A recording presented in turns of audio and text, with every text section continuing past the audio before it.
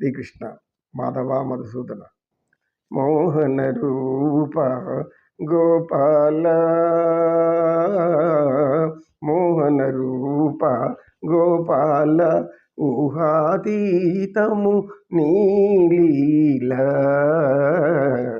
మోహన రూప గోపాల వలదని నిన్ను వారించు వారిని వదలక వెంట తిరిగెదవయ్యా వలదని నిన్ను వారించు వారిని వదలక వెంట తిరిగెదవయ్యా వేడిన వారికి దర్శనమీయక వేడుక చేసేవు మోహన రూప గోపాల ఊహాతీతము నీలీల మోహన రూప గోపాల.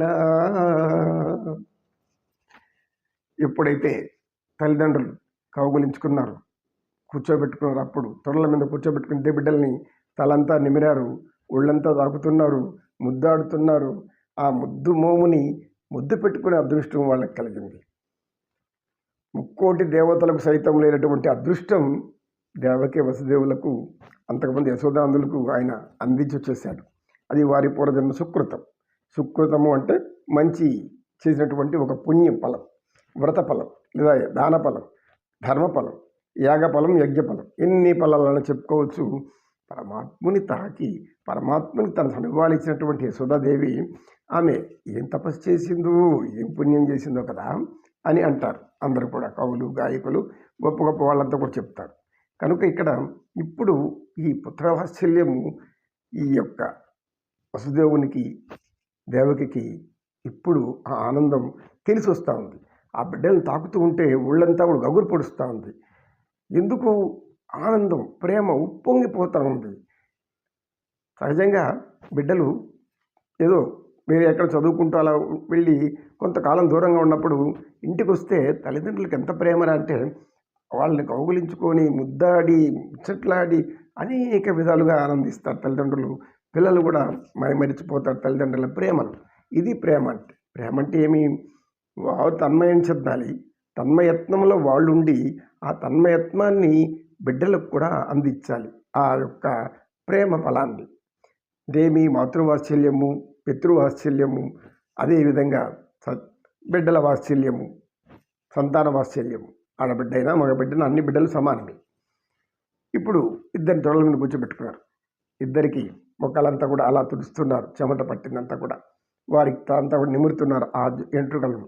పరమాత్ముడు పరమానందంలో తేలిపోతున్నాడు.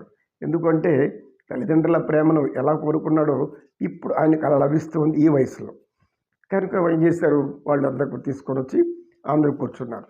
తర్వాత సభ పెట్టారు. సభ జరుగుతుంది. అప్పుడు అందరూ ఈ యొక్క సామంతరాజులు అందరూ కూడా పరమాత్మని వేడుకున్నారు. అయ్యా, దుర్మార్గుడైన కంసుడిని చంపేశాం, వాడి యొక్క రాక్షసులందరినీ చంపేశాం. కంసుడిని చంపావు, కంసుడు రాక్షసులను చంపావు, వాళ్ళ తమ్ముళ్ళని చంపావు, దుర్మార్గులంతా నశింపజేశావు. చిన్న వయసు నుంచి నీవు అనేక మంది రాక్షసులను చంపేసి చాలామందిని లేకుండా చేశావు. ఇంకా కొంతమంది మిగిలి ఉన్నారు. వాళ్ళు మానవుల్ని పట్టి పీడించే అవకాశం ఉంది. ఎవడు, జరాసంధుడు, నరకాసురుడు, ఈ హిడింబాసురుడు, బకాసురుడు. కనుక రాజ్యాభిషేకం చేసుకుని నువ్వు రాజు అయి మమ్మల్ని పరిపాలించు అని అందరూ వేడుకుంటారు. అప్పుడు శ్రీకృష్ణ పరమాత్మ అద్భుతమైనటువంటి ధర్మాన్ని చెప్తాడు. ఎవరైనా రాజు పదవి వస్తుంది అంటే అనేక మంది పదవి కోసం పాకులాడేవాళ్ళు, కానీ ధర్మం బోధించేవాళ్ళు ఎవరుంటారు? ఈ పరమాత్ముడు కన్నా ధర్మం చెప్పగలిగిన వాడు ఎవడున్నాడు అక్కడ? ఈ యొక్క ధర్మాన్ని వింటే ప్రతి ఒక్కరు కూడా పదవి ఆశించేదానికంటే ముందుగా మనం ఈ పదవికి అర్హత ఉందా లేదా అనేది ఆలోచన చెయ్యాలి. ఎందుకు? శ్రీకృష్ణుడు సాక్షాత్తు శ్రీమన్నారాయణుడు శ్రీకృష్ణుడుగా వచ్చి చెప్తున్నటువంటి మాటలు ఏం చెప్తున్నాడు ఆయన? అయ్యలారా, మీరందరూ కూడా నన్ను కోరుకున్నారు, రాజులకు అమ్మన్నారు, మా అన్నను నన్ను ఇద్దరిని. కానీ మీకు అసలు రహస్యం కొంతమంది తెలిసి ఉండొచ్చు, తెలిసి ఉండకపోవచ్చు. యాదవులమైన మాకు రాజయ్య అర్హత లేదు. చక్రవర్తి అయ్యే అర్హత లేదు మాకు అని అంటాడు. ఎందుకు అని ఆశ్చర్యపోతారు అందరూ. ఎందుకంటే మాకు పూర్వకాలంలో యదువంశం ప్రారంభంలో యయాతి ఇచ్చిన శాపం అది. యయాతి ఇచ్చిన శాపం వల్ల మాకు రాజ్యాధికారం లేదు. రాజ్యాధికారం ఉన్నా ఇప్పుడు మేము పరిపాలించే వయసులో కూడా లేము. మాకు ఈ యొక్క ధర్మాన్ని రక్షించడం అనేది మా యొక్క పని. అట్లనే మేము చేతగాలని అనుకోవద్దండి. మేము ఈ శత్రువులు ఎదిరించలేని వాళ్ళము, లేదంటే ఏదో భయంతో వద్దంటున్నామని అనుకోవద్దండి. అలా అనుకోకూడదు. మీరు ఎవరు కూడా పరమాత్మని అయ్యా మీ శక్తి మాకు తెలుసు, అందుకనే మేము రాజుగా ఉంటామంటున్నామంటే అది కదా. కనుక మా శక్తులు మాకు తెలుసు, ఏం చేయాలనో మాకు తెలుసు. మీరు చెబుతున్నది మా మీద వాత్సల్యంతో, మా మీద ప్రేమతో చెబుతున్నారు. కానీ యాదవులకు చక్రవర్తి అయ్యే అవకాశం లేదు శాపం వల్ల, యయాతి శాపం వల్ల. అంటే వెంటనే శిష్యుడు, గురువుగారు ఎవరా యయాతి, ఏమిటా కథ నాయన తర్వాత చెప్పుకుందాం. ఇప్పుడు పరమాత్ముడు ఏం చెప్తున్నాడో వినండి.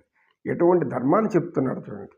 నమో కృష్ణ, నమో కృష్ణ, నమో వెంకటేశ, శ్రీనివాస, చిద్విలాస, పాహిమాం రక్షమాం రక్ష.